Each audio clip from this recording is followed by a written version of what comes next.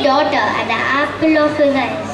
The king was scared that somebody might harm his daughter and never allowed her to step outside the palace. The princess was very lonely and longed for friends. She asked her nurse to take her for a walk outside the palace. Here she sees children of her age playing on the street.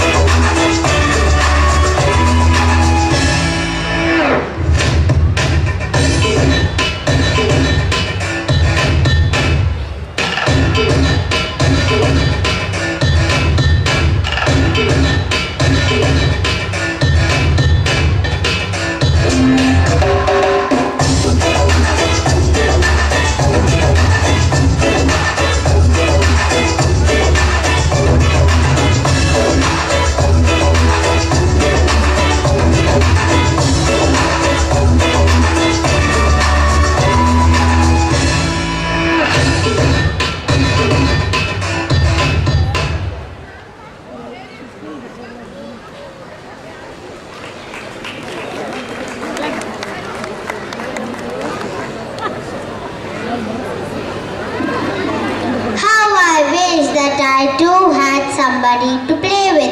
Look at those children. See how happy they are. I am tired of sitting inside the palace. It's so dull.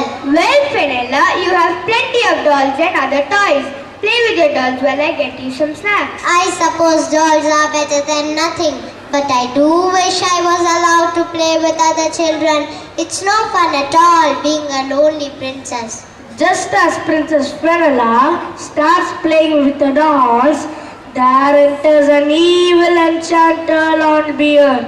He wants to teach the king a lesson for banishing from his kingdom. I must teach the king a lesson. I will carry away his darling daughter. Come with me, my dear, and I will show you where you can find many playmates. I mustn't. My father says that I must never go with people I don't know. You will have to come with me.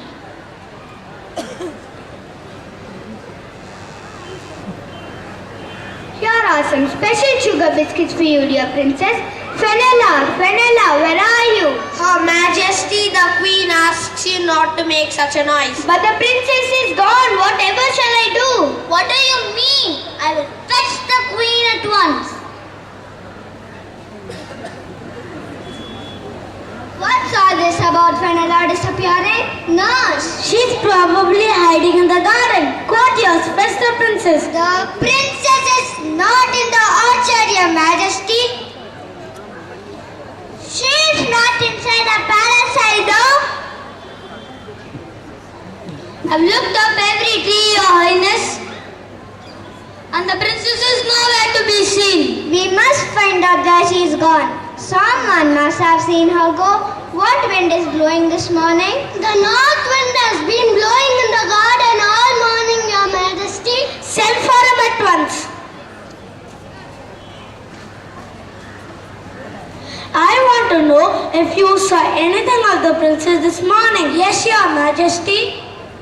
I saw her with the enchanter Longbeard. What? The enchanter Longbeard? How dare he? We must get her back. Northwind, go quickly to the enchanter and ask him what we must do to get our daughter back. The north wind sweeps across the mountains and reaches the castle of the enchanter. He comes back to the palace with a message from the enchanter. What did our Longbeard say? Does he want gold? No, Your Majesty.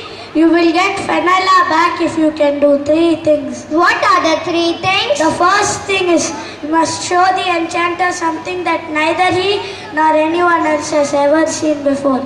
And the second thing is you must tell him to do something that he cannot do. There is nothing he cannot do. He has all the magic in the world. And the last thing is you must tell him truly what thoughts are in his head.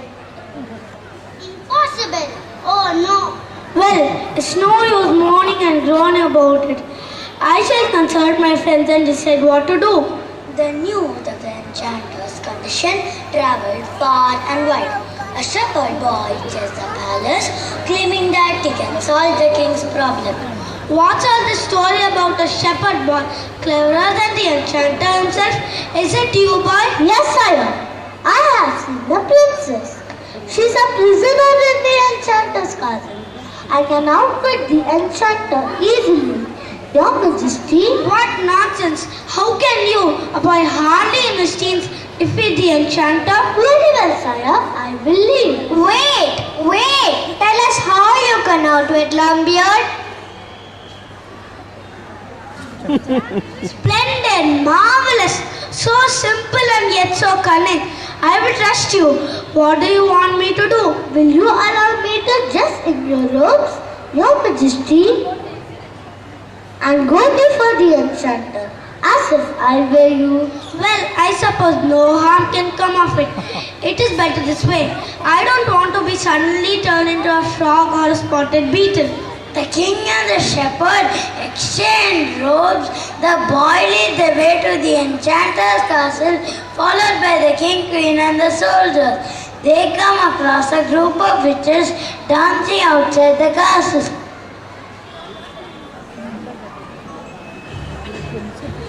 He came before.